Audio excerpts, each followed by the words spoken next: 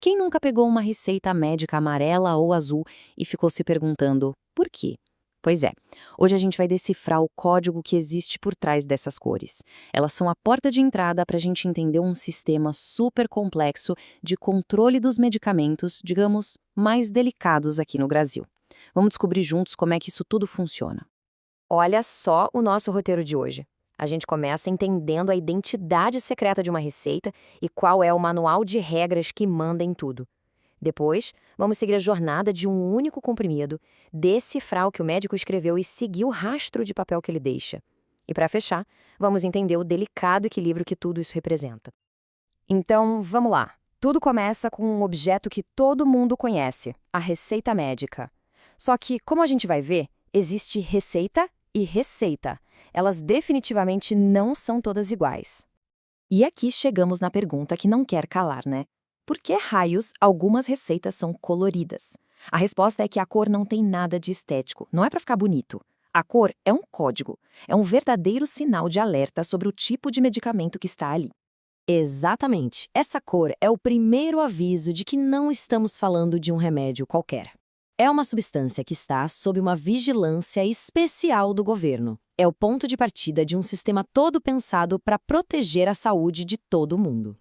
Ok, mas que sistema é esse, afinal? Bom, para entender, a gente precisa conhecer o documento principal, a Bíblia, que dita todas as regras para esses medicamentos especiais. E esse documento é a famosa Portaria 344, lá de 1998. Ela é, sem exagero, a espinha dorsal de todo esse sistema de controle. Pense nela como um grande manual de instruções que define cada passo do caminho, desde a fabricação do remédio até a hora que ele chega na farmácia. Mas por que tanta regra, tanta rigidez? Bom, os motivos são muito sérios. O objetivo principal é controlar substâncias que podem viciar, sabe? Que causam dependência. Também serve para prevenir o abuso e evitar que esses medicamentos acabem no mercado ilegal. E, ao mesmo tempo, garantir que quem realmente precisa tem acesso a eles. Tudo isso, claro, alinhando o Brasil com os acordos internacionais. Beleza, agora que a gente já conhece a lei, que tal transformar essa burocracia toda numa história? Vamos seguir o caminho de um único comprimido controlado para ver na prática como esse sistema de segurança funciona. E olha, a jornada não é nada fácil. É super rigorosa.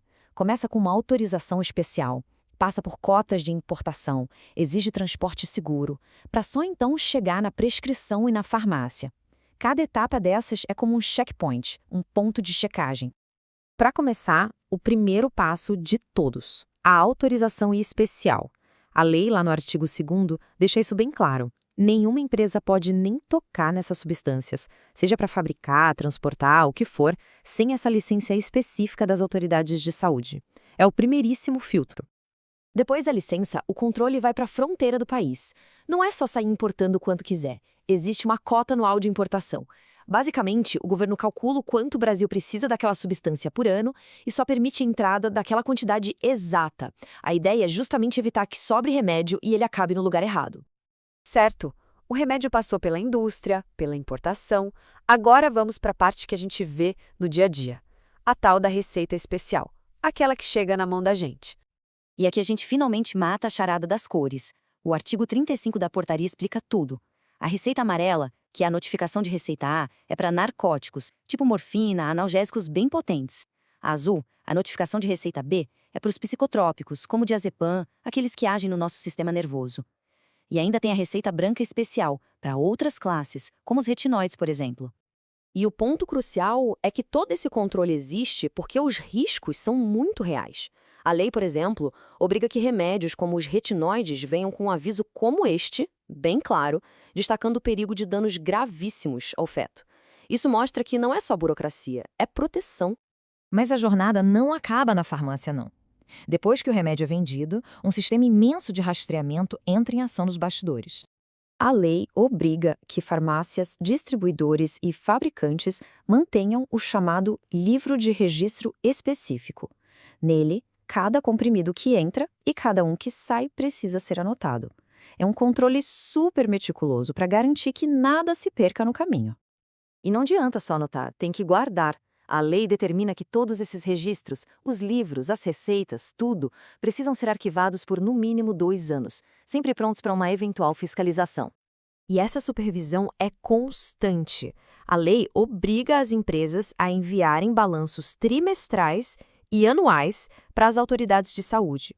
Isso dá ao governo uma visão completa do estoque nacional, garantindo que os números sempre batam.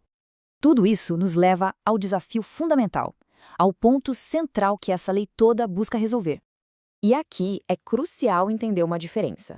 As substâncias que a gente viu são as controladas. Elas são legais, necessárias para tratamentos, mas têm riscos que precisam ser gerenciados. Outra coisa bem diferente são as substâncias proscritas, ou seja, simplesmente proibidas no país, com raras exceções para pesquisa. No final das contas, o sistema não existe para dificultar a vida, mas sim para gerenciar um risco. É uma busca constante por equilíbrio. De um lado da balança, a necessidade de tratar doenças, do outro, o dever de proteger a sociedade contra o abuso e a dependência. E isso deixa a gente com uma pulga atrás da orelha, né? Com tecnologias como receitas digitais e blockchain, como será que esse sistema, que ainda depende tanto de papel e cores, pode evoluir? O desafio do equilíbrio continua o mesmo, mas as ferramentas para alcançá-lo, essas estão em constante transformação.